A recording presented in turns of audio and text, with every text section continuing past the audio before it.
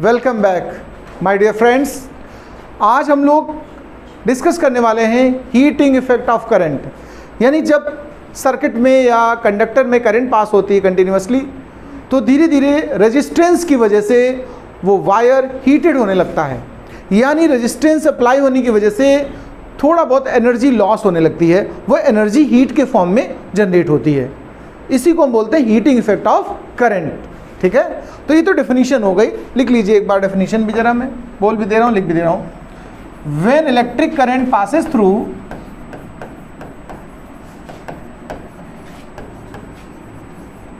when electric current passes through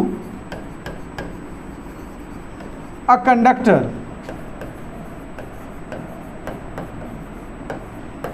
then due to resistance of conductor,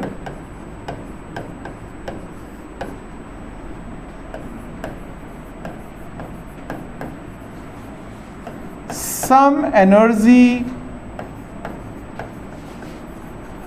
losses and converts into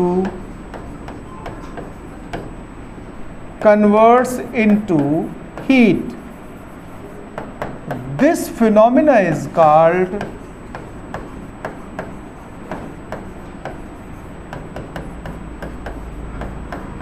heating effect of current. Heating effect of current. Okay, ये तो बात हो गई definition की। अगर हमें heat या एनर्जी लॉस जो है उसका मैग्नीट्यूड कैलकुलेट करना हो, वैल्यू फाइंड करनी हो, तो हम लोग क्या करेंगे, मैं उसकी बात करता हूँ। तो वर्क डन का जो यहाँ फॉर्मूला इस्तेमाल किया जाएगा,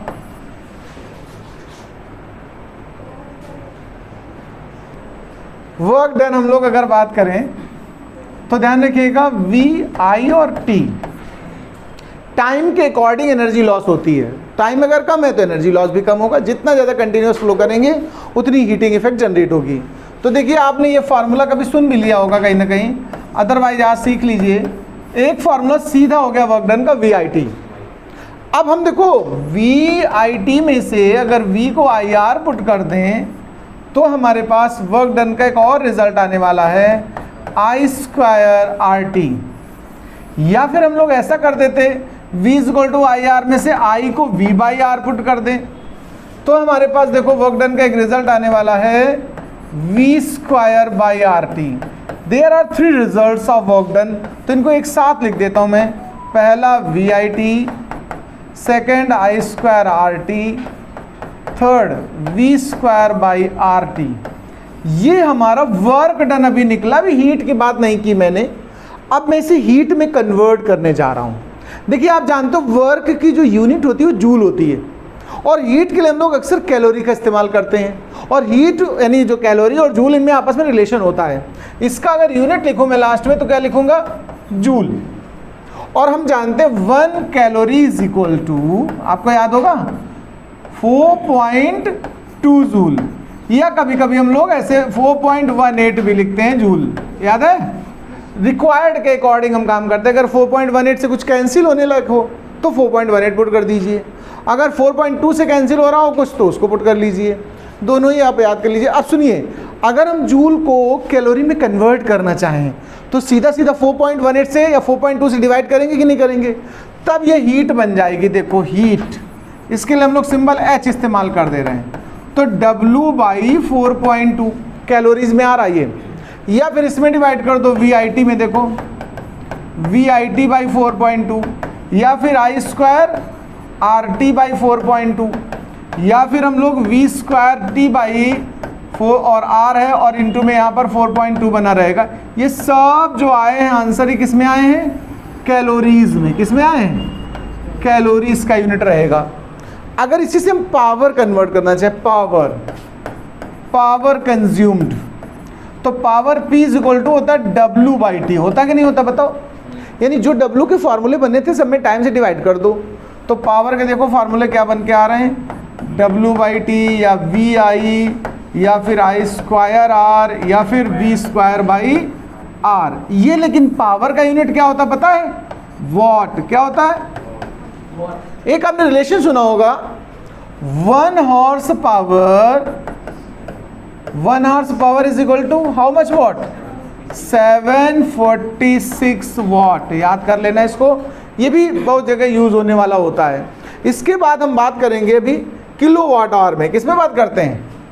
किलो वाट आवर। इसी को हम लोग बोलते हैं बोर्ड ऑफ ट्रेड यूनिट। देखो शॉर्ट में इसको लोग यूनिट बोलते हैं। क्या बोलते हैं?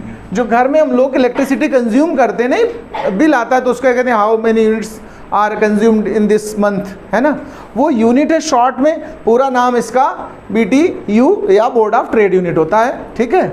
इसमें 1 किलो वाट आवर में कितना जूल है, अब हम इस पे बात करने वाले हैं। जब तक इतना नोट करिए, तो किलो वाट आवर्स को अगर हम देख लें प्लीज, देखो 1 kilo watt hour how many joule, please ये एनर्जी कंज्यूम्शन है। ध्यान रखिएगा ये जो किलो वाट आवर है ये यूनिट ऑफ एनर्जी है, ना कि पावर। ये ध्यान रखना, इसको हम क्या बोलेंगे? यूनिट ऑफ एनर्जी है। ये जूल का इक्विवेलेंट है। अभी समझना जरा कैसे।